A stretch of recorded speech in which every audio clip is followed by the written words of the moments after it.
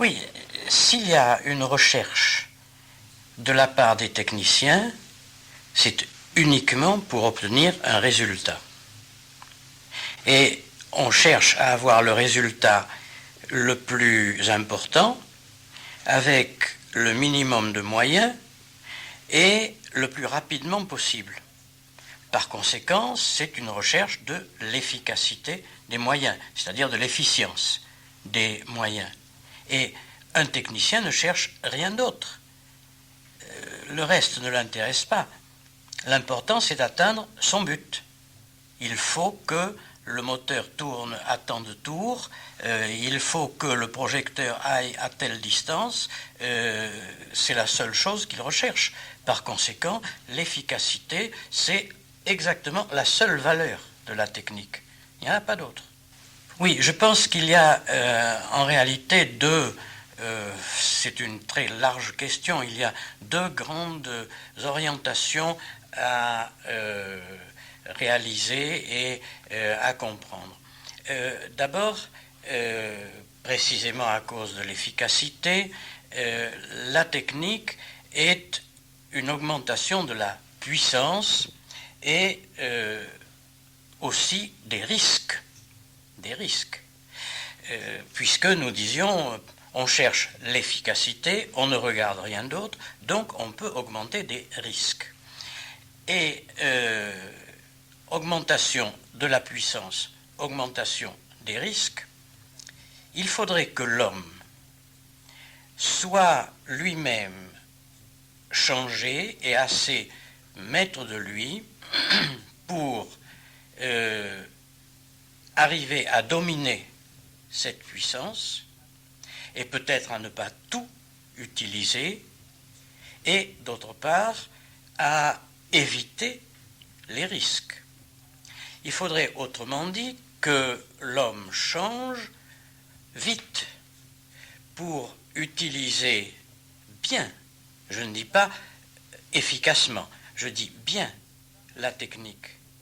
Et il faudrait que se produise ce que le philosophe français Bergson, il y a bien longtemps, en 1930, avait dit, plus la puissance de l'homme augmentera, plus il est important que l'homme ait un supplément d'âme, que son âme soit améliorée en quelque sorte.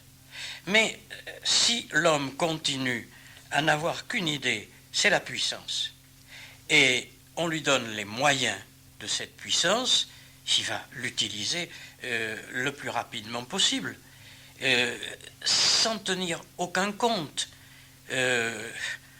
Nous avons un exemple très simple. Hier, je parlais de l'automobile, mais il y a un bateau, si on peut appeler ça un bateau. Moi, j'ai beaucoup fait de bateaux autrefois, que l'on appelle un offshore. Et le offshore, c'est une espèce de fusée qui va très vite sur l'eau, qui fait 80-100 km sur l'eau, et ceux qui conduisent ces bateaux ne font attention à rien. Alors, ils bousculent les autres bateaux, ils coupent la route des bateaux à voile, ils passent tout près des baigneurs, ils sont terriblement dangereux, ils ont augmenté la puissance de leurs moyens, mais ils n'ont pas amélioré leur cœur pour maîtriser cette puissance. Donc, il y a un accroissement des risques. Et il y a aussi, de ce fait, une multiplication des erreurs et une multiplication des accidents. Ça, c'est très banal. Mais dans presque tous les accidents d'avion qui ont eu lieu dans les derniers temps, après une enquête, après l'examen de ce que l'on appelle la boîte noire, on conclut toujours qu'il y a eu une erreur humaine. Ce n'est pas l'appareil qui s'est trompé, il n'y a eu aucun incident technique, c'est l'homme qui n'était pas ce qu'il aurait fallu pour conduire cet avion. Mais je dis que quand on a vu le tableau de bord, que le pilote ou les deux pilotes doivent tout le temps regarder, eh bien, c'est impossible pour quelqu'un de regarder tout le temps les 50 ou 60 signaux d'un tableau de bord. Ce n'est plus possible. Et dans les usines automatisées, où l'on a des ouvriers qui ont aussi un tableau à examiner, ils doivent examiner tous les signaux, et ils doivent immédiatement arrêter tel moteur, etc. Eh bien, on a constaté qu'il y avait beaucoup parmi ces ouvriers de maladies nerveuses ou de maladies de cœur. Parce que l'homme ne peut pas aller à cette puissance et les risques sont trop grands. Alors, nous avons là un premier élément de chaos. Et puis, le deuxième élément dont il faut tenir compte, c'est la différence entre ce qui est complexe et ce qui est compliqué. Ce qui est complexe, c'est, si on veut, un système dans lequel tous les éléments sont bien équilibrés les uns par rapport aux autres, fonctionnent bien les uns par rapport aux autres, et où il n'y a rien d'inutile. Un organisme vivant est un organisme complexe. Le cerveau est un organisme très complexe. Il n'y a rien d'inutile dans le cerveau. Et les relations entre les différentes parties sont bonnes. Ce qui est compliqué, c'est un système où il y a une accumulation de choses qui ne sont pas toujours en bonne relation les unes avec les autres, et lorsque on pense que pour mettre de l'ordre, on ajoute encore de nouvelles choses. Alors, à ce moment-là, se produisent des désordres de plus en plus grands dans un système de ce genre qui est compliqué. La différence entre le complexe et le compliqué a été étudiée très en détail par le sociologue français Edgar Morin, et j'aime bien prendre comme exemple d'un organisme compliqué l'administration française. C'est tout à fait caractéristique. Il y a beaucoup d'administrations qui toutes s'occupent finalement de la même chose, et ça ne fonctionne jamais bien, parce qu'il y a toujours un papier qui manque, il y a toujours des difficultés extraordinaires. Je vous raconte juste une petite chose amusante. On a volé ma carte d'identité il y a 3 ans. Eh bien, je n'arrivais plus à prouver que j'étais français. Parce que pour obtenir une nouvelle carte d'identité, il fallait que je fournisse un certificat selon lequel j'étais français. Mais quand j'allais au tribunal et que je demandais le certificat pour être français, on me disait « Ah, il nous faut la carte d'identité ». Par conséquent, c'était insoluble. J'ai fini par me mettre en colère et j'ai dit « Bon, je ne suis pas français. Vous ne voulez pas me donner de carte d'identité? Bien. » Donc je n'avais pas le droit d'être fonctionnaire français. Je n'avais pas le droit d'être professeur. Donc je demande au Conseil d'État d'annuler tous les examens et tous les concours que j'ai fait passer depuis 40 ans.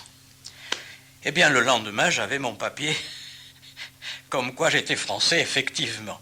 Mais ça montre, n'est-ce pas, que l'on est en présence d'un système très compliqué et qui ne fonctionne pas bien. Et chaque fois, chaque réseau spécialisé de l'administration française croient être techniquement très au point. Mais entre eux, c'est trop compliqué. Voilà en quoi la technique conduit au chaos. Bien entendu, la technique ne tient aucun compte de l'environnement naturel et on croit pouvoir maîtriser la nature alors que on obtient des résultats qui sont très inférieurs à ce que la nature obtenait. Par exemple, on a voulu faire de l'élevage des poulets ou des vaches en milieu clos et en très grande quantité, de l'élevage industriel. Mais ça donne une viande très mauvaise. Bon. Et chaque fois que la technique n'observe pas le rythme de la nature, elle provoque des désordres et jusqu'à présent, on n'a pas complètement éliminé la nature. Nous allons y revenir d'ailleurs, je crois, tout à l'heure. Donc ça entraîne des chaos dans la nature, effectivement. Et oui, le milieu technicien, c'est la technique, c'est froid. C'est froid. C'est purement rationnel. Et c'est un objet technique n'a aucun sentiment, n'a qu'une vue. Ce que nous disions tout à l'heure, c'était l'efficacité et une certaine rationalité dans des opérations limitées. Mais l'homme n'est pas comme ça.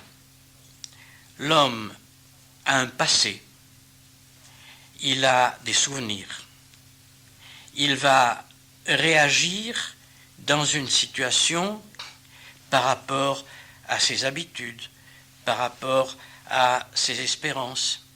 Et la technique n'a absolument rien à voir avec tout ça. Par conséquent, l'homme n'est pas un robot et ne peut pas se comporter comme un robot.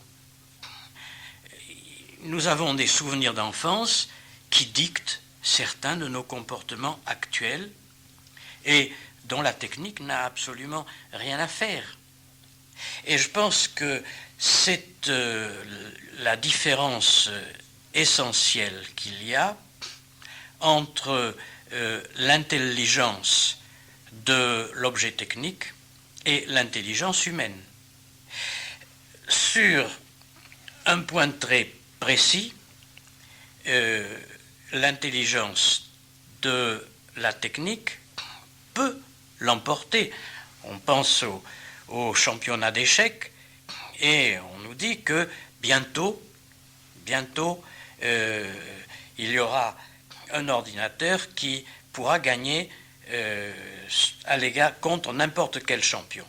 Oui, ça ne veut rien dire. Ce n'est pas de l'intelligence, ça. Mon ami Nordon, qui est mathématicien, m'a dit ceci: je crois que la machine à gagner des parties d'échecs serait intelligente le jour où elle répondra à celui qui la met en marche: aujourd'hui, je n'ai pas envie de jouer aux échecs, j'ai envie de me promener. Eh bien, évidemment, c'est l'opposition complète entre ce que l'homme a envie de faire et puis ce que la technique exige que l'on fasse. Alors, la technique propose des compensations à vivre dans un milieu qui est purement technicien, qui est purement urbain, par exemple. entraîne pour l'homme des manques, des absences, on dira des frustrations. Ce n'est pas pour rien que chaque fois qu'il le peut, l'homme en ville élève un petit chat, des chiens. Il a besoin d'un contact avec quelque chose de vivant, et pas seulement avec l'appareil de télévision. De la même façon, tous les week-ends, il part à la campagne. Il a besoin de retrouver des arbres, il a besoin de retrouver de la nature. Et ce que la technique offre en compensation, ce n'est pas ça. La technique offre en compensation de consommer davantage.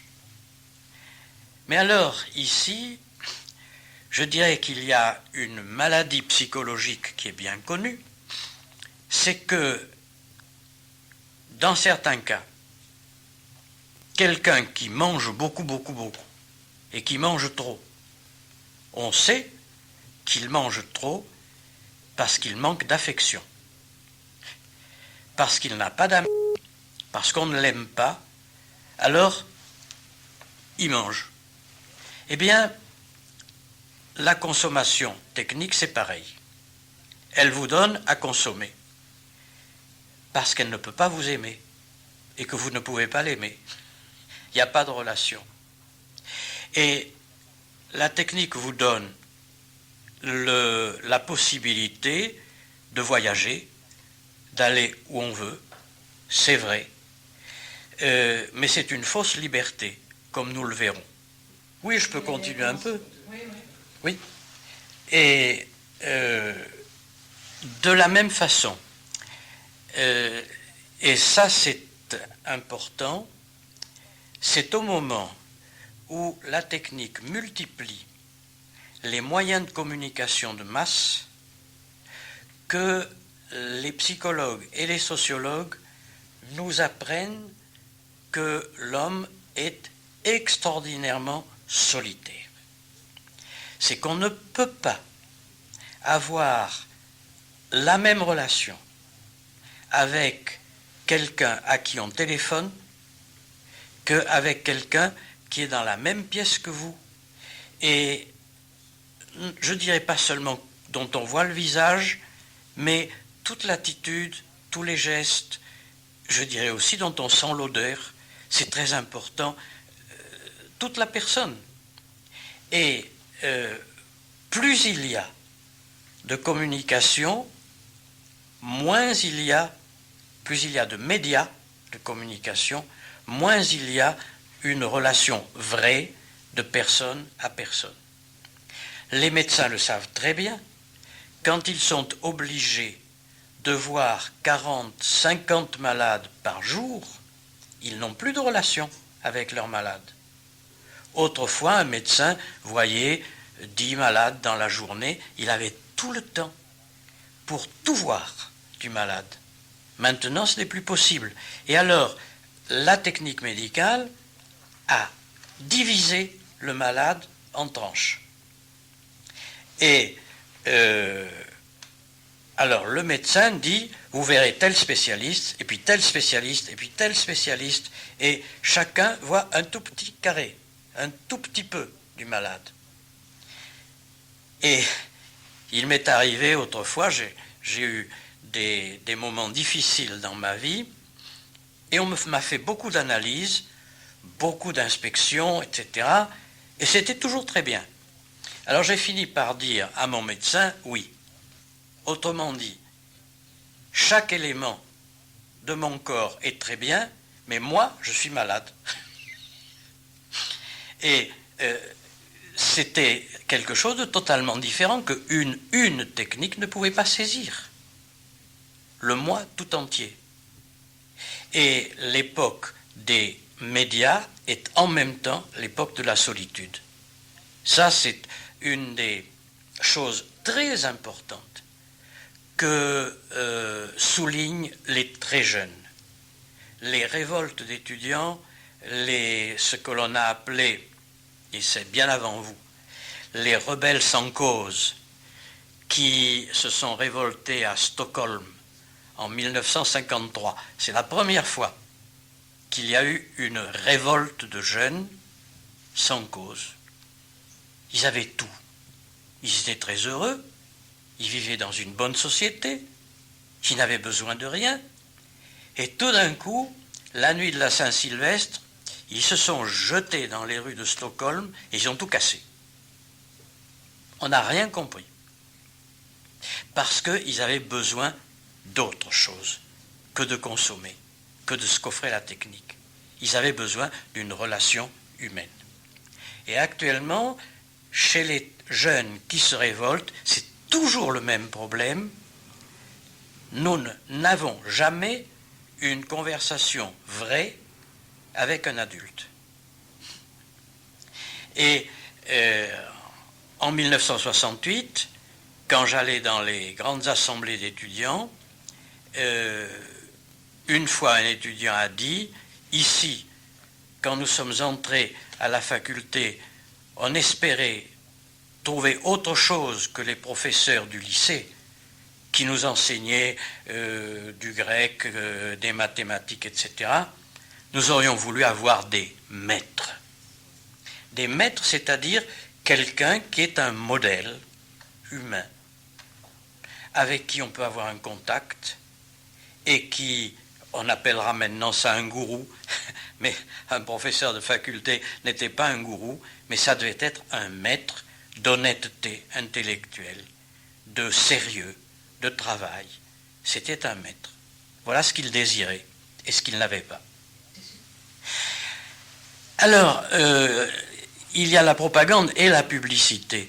Et la propagande qui n'a qu'un caractère purement politique, d'ailleurs a perdu beaucoup de son influence parce qu'elle est très mal utilisée par tous les partis politiques,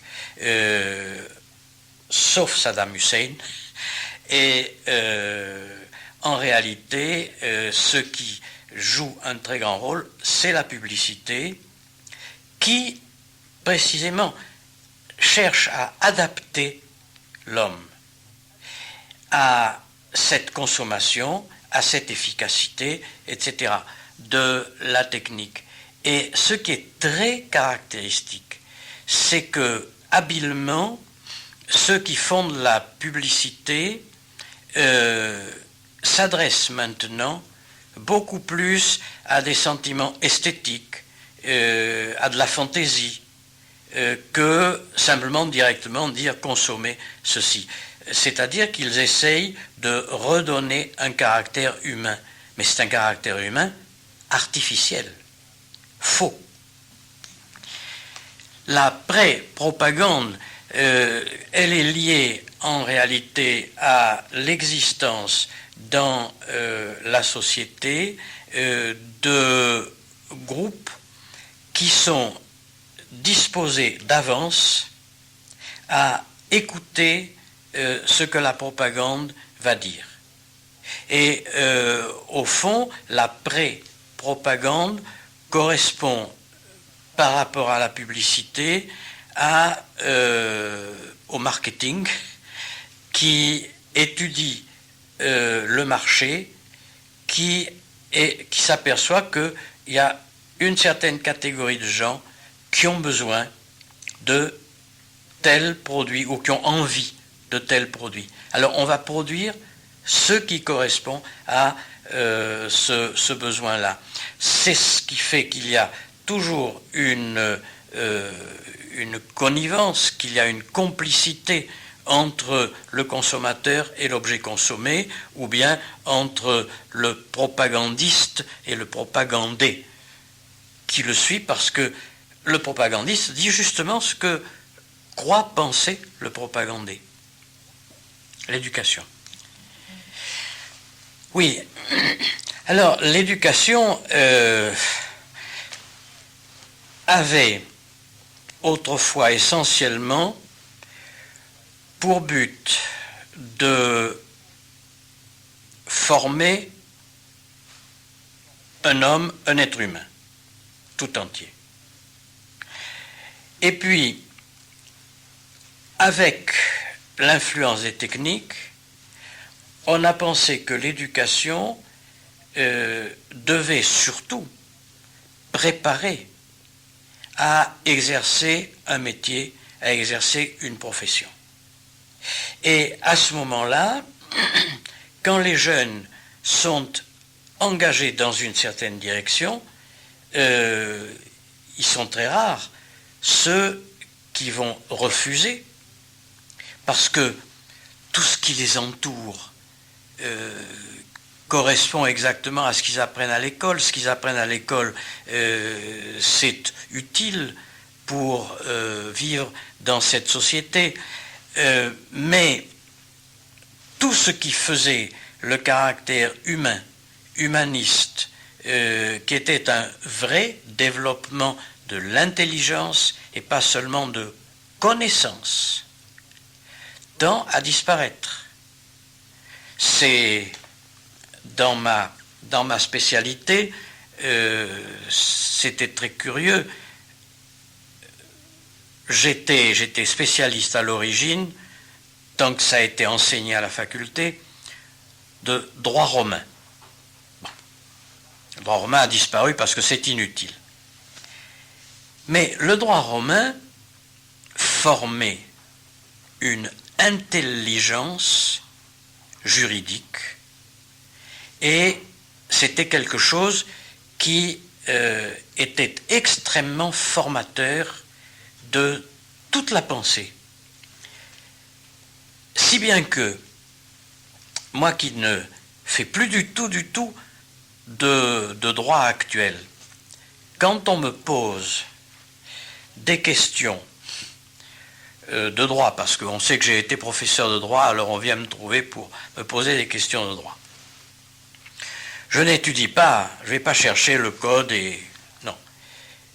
La question, c'est de bien poser le problème juridique. Et le droit romain me sert toujours à bien poser le problème juridique.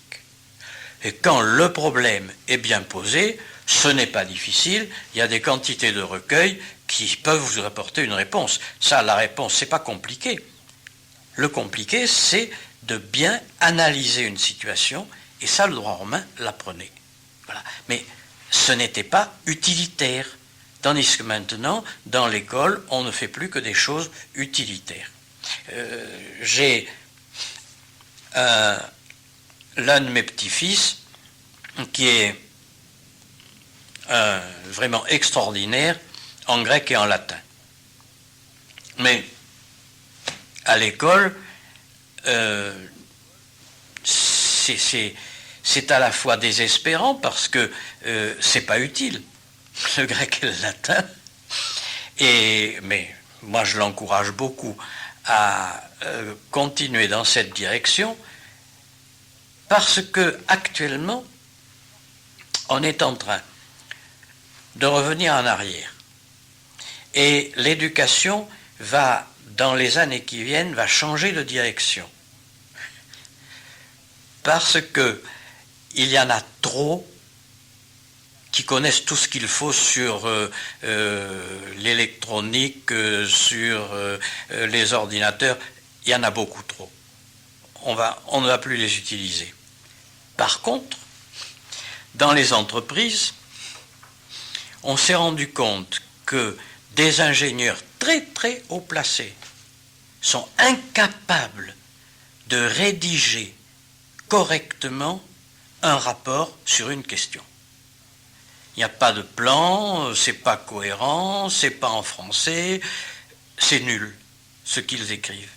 Alors, on est en train de remettre en vigueur la philosophie, l'étude du français, etc., pour former leur intelligence, pour qu'ils fassent de bons rapports, même sur des questions techniques.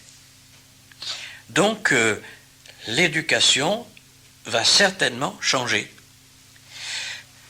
Oui, savoir si la société technicienne risque d'être 1984, une société terrible et de contraintes, ou le meilleur des mondes de Huxley. Eh bien, je crois que la société technicienne n'arrivera jamais à son achèvement. Elle ne peut pas s'achever parce que, pour deux raisons. D'abord, jamais une technique n'arrive à son achèvement. On cherche toujours plus loin.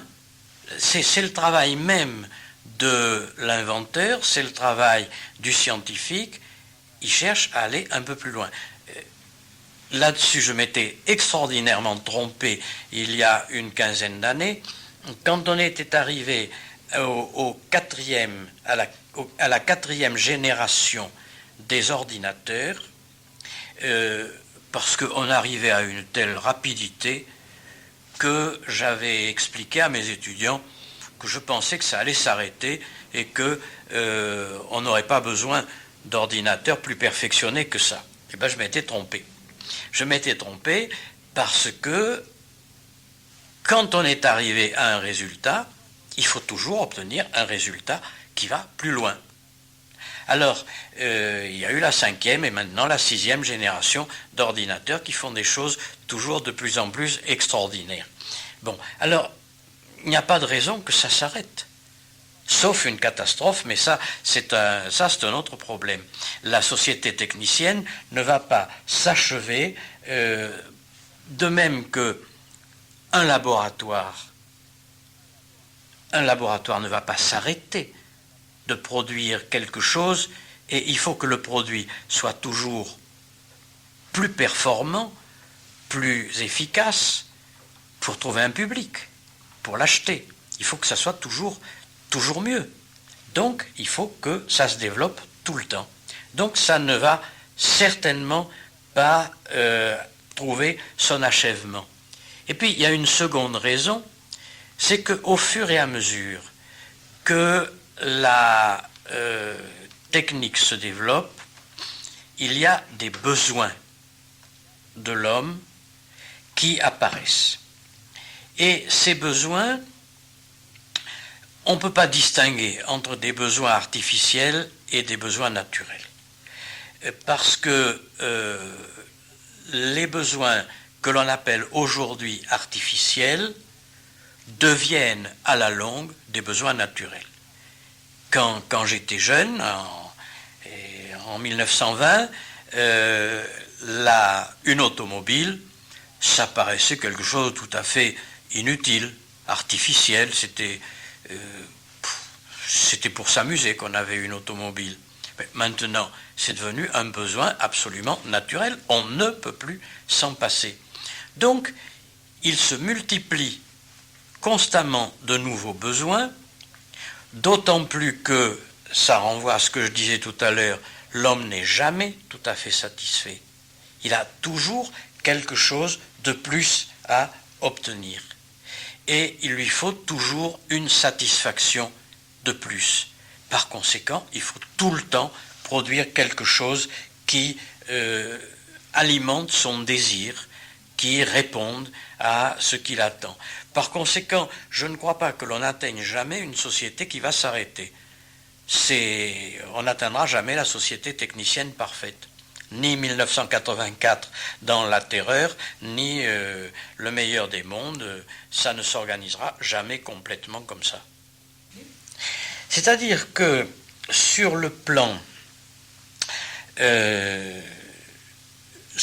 purement humaniste, la technique psychologique, la technique psychanalytique, etc., peut aussi trouver des satisfactions pour l'homme.